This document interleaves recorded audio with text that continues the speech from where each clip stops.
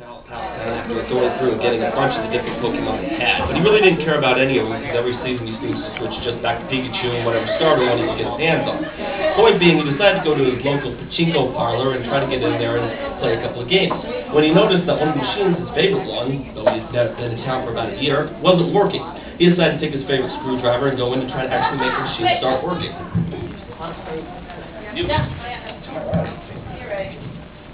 Now, naturally, considering that this pachinko parlor happened to be in an ice cream shop at the same time, he used the tools that came handy to them, including an ice cream scoop, some napkins, and Misty. Misty had arrived because she wanted to show off her new bicycle, which she promptly used to crack open the pachinko machine, breaking it and causing her to scream at him for a full 5 minutes before she realized this was a fine excuse for her to stop doing whatever it was she was supposed to be doing at her gym and follow him for the rest of her life again. She screamed at Ash, "Look what you've done! Now we are doomed to roam in a total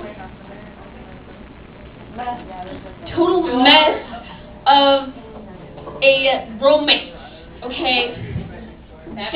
Yes, a very bad romance. Very bad. That will never... And I will eventually get a new bike again and leave without a trace. And then I will... Okay, wait.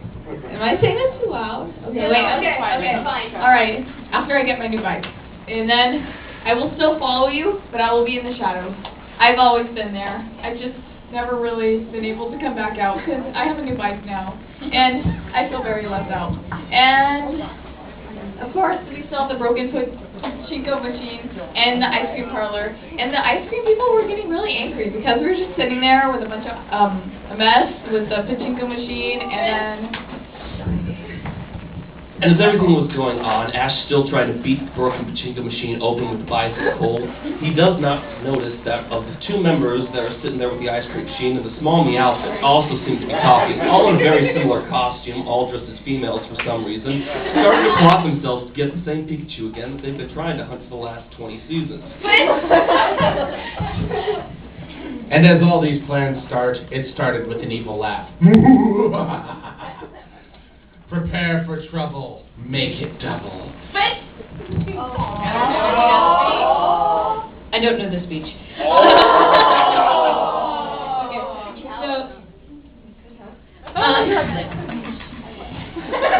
But Pikachu decided to cut it off there because he had heard that stinking speech so many times. And he was quite tired of it.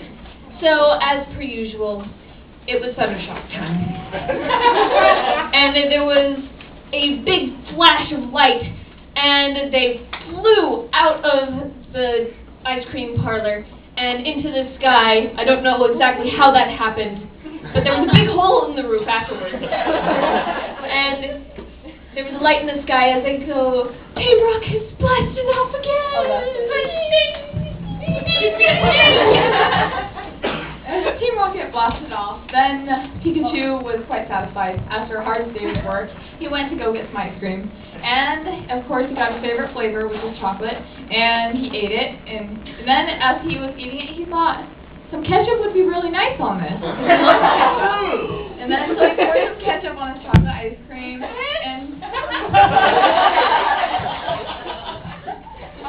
Ash finally decides to give up beating up the pachinko machine to turn around and see what Pikachu's doing. With a disgusted look on his face, he decides, why not give it a shot? But not chocolate, that's just gross. Getting a big old scoop of vanilla, he starts to do the same when somebody walks in, somebody he's seen forever. Gary, of course, his rival. Why wouldn't it be? Gary's bragging with the fact that he has 50 different badges and whatever weakness his current Pokemon happens to be, and is ready to do another battle. Ash nuts.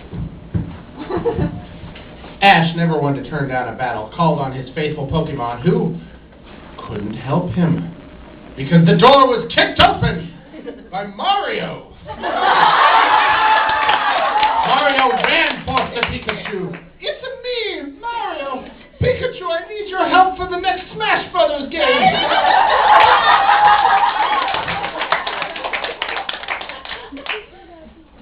I don't know, said Pikachu, except it was more like Pika Pika Pika.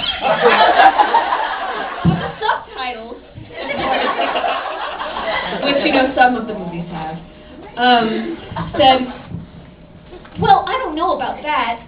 I mean, I'm used in every game and all, but I'm kind of tired." No. Okay. But I'm kind of tired, and I really kind of want my ice cream and ketchup. So a depressed Mario turned to turned to Ash. Ash, can you help us? Can you help me? Actually, I need your help. And he's like, okay, I'll use the rest of my Pokemon, which I got from this season, not last season, and I will use them to assist you. He's like, yes, thank you.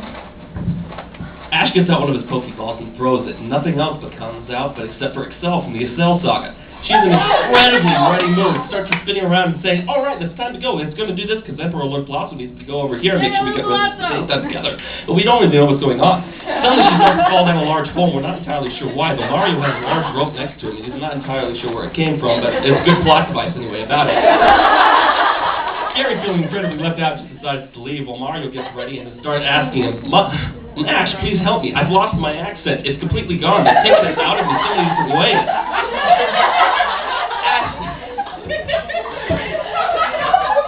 Ash was more than willing to help him. After all, he was trained in several forms of grammatical abilities. Unfortunately, he had a problem. He didn't know what Italian sounded like. Before that problem could be remedied, however, a new challenger had appeared. Red had arrived, and Ash and Red stared at each other. You're not supposed to be here. You're in the Game Boy! And as Ash decided, well, this can't do, he went and stood up, pulled up a fist, and was about to punch, but he tripped and fell into the hole. And as he fell, he cried out, Pikachu! And then Pikachu, I forgot what happened to him. Where was Pikachu again? Okay, he's eating his ice cream, and he turned to Ash. He's like, I'm going to finish this first. I'll be right there. Hang on.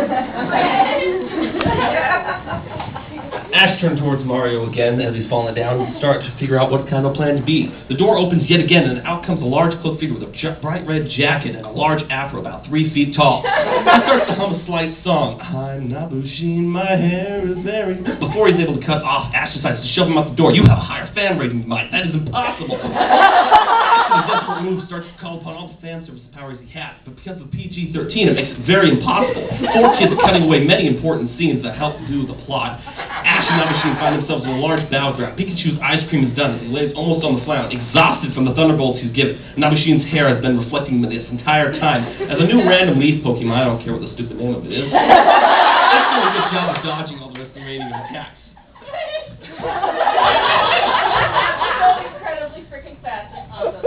The battle raged inside the parlor. Pokemon flew left and right. Digimon burst through the window, breaking all sorts of genres. And all the while, Misty worked away on the pachinko machine, only then saying, it's done. And everyone stopped. And someone passed forward a single yen and put it in the machine. The lights blinked, the song went, and no money came out. Because you can't win at pachinko.